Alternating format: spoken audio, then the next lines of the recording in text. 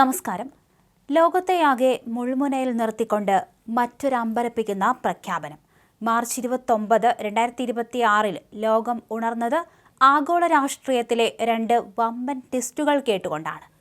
ഇസ്രായേലും ഇറാനും തമ്മിൽ പുകഞ്ഞുയരുന്ന സംഘർഷങ്ങൾക്ക് ഒരു പുതിയ മാനം നൽകിക്കൊണ്ട് ഇറാന്റെ പ്രധാന സഖ്യകക്ഷികളായ യമനിലെ ഹൂത്തി വിമതർ നേരിട്ട് കളത്തിലിറങ്ങി.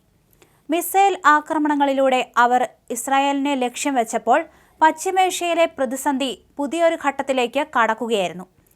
തീവ്രമായ രാഷ്ട്രീയ നാടകങ്ങൾക്കും രക്തരൂക്ഷിതമായ ഏറ്റുമുട്ടലുകൾക്കും സാക്ഷ്യം വഹിക്കുന്ന മധ്യേഷ്യൻ മണ്ണിൽ ഹൂത്തികളുടെ ഈ നീക്കം ഒരു വലിയ അഗ്നിപർവ്വതത്തിന്റെ സ്ഫോടനത്തിന് തിരികൊളുത്തുമോ എന്ന് ലോകം ഉറ്റുനോക്കി. എന്നാൽ കഥ അവിടെ തീർന്നില്ല. പശ്ചിമേഷ്യൻ ആകാശത്ത് സംഘർഷത്തിന്റെ കടുത്ത മേഘങ്ങൾ ഉരുണ്ടുകൂടുന്നതിനിടയിലാണ് അങ്ങ് ഉത്തര കൊറിയയിൽ നിന്ന് മറ്റൊരു വാർത്ത പുറത്തു വന്നത്. അമേരിക്കയെ ലക്ഷ്യം വയ്ക്കാൻ ശേഷിയുള്ള ഒരു അത്യാധുനിക മിസൈൽ എഞ്ചിൻ പരീക്ഷിച്ചുകൊണ്ട് ഉത്തര കൊറിയ ലോകത്തെ ഞെട്ടിച്ചു. രാഷ്ട്രത്തിന്റെ പരമോന്നത നേതാവ് കിം ജോങ് ഉൻ നേരിട്ട് സന്നിഹിതനായി ഈ പരീക്ഷണത്തിന് സാക്ഷ്യം വഹിച്ചു എന്നത് ഇതിന്റെ ഗൗരവം വർദ്ധിപ്പിക്കുന്നുണ്ട്. മിസൈൽ എഞ്ചിൻ ആകാശത്തേക്ക് തീതുപ്പി ഉയരുമ്പോൾ കിമ്മിന്റെ കണ്ണുകളിൽ നിശ്ചയദാർഢ്യം നിറഞ്ഞു നിന്നിരിക്കാം എന്നും ചർച്ചകളിലൊക്കെ പറയുന്ന കാര്യമാണ്.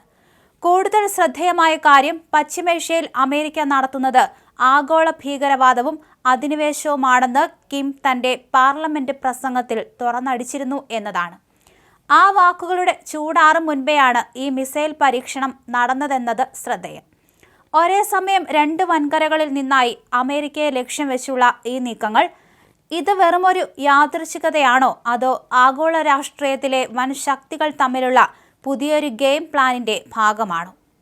അതേസമയം ഭൂമിശാസ്ത്രപരമായ അതിരുകൾക്കപ്പുറം ഈ സംഭവങ്ങൾ ലോകത്തിന്റെ സമാധാനത്തിന്മേൽ വലിയൊരു ചോദ്യചിഹ്നം ഉയർത്തുന്നുണ്ട്. ഇറാൻ ഇസ്രായേൽ സംഘർഷം, ഹൂത്തികളുടെ ഇടപെടൽ, ഉത്തര കൊറിയയുടെ മിസൈൽ പരീക്ഷണം എല്ലാം കൂടി ചേർന്ന് 2026 മാർച്ച് 29 ആഗോള രാഷ്ട്രീയത്തിലെ ഒരു നിർണായക ദിനമാക്കി മാറ്റി. അമേരിക്കൻ പ്രസിഡന്റ് ഡൊണാൾഡ് ട്രംപ് താൽക്കാലിക വെടിനിർത്തൽ പ്രഖ്യാപിച്ച് ദിവസങ്ങൾക്കുള്ളിൽ പശ്ചിമേഷ്യയിൽ വീണ്ടും സൈനിക ശക്തി ഉയർത്തി അമേരിക്ക രംഗത്ത് വന്നു. 3500 അമേരിക്കൻ സൈനികരാണ് പശ്ചിമേഷ്യയിലെ സംഘർഷബാധിത പ്രദേശത്തെത്തിയത്.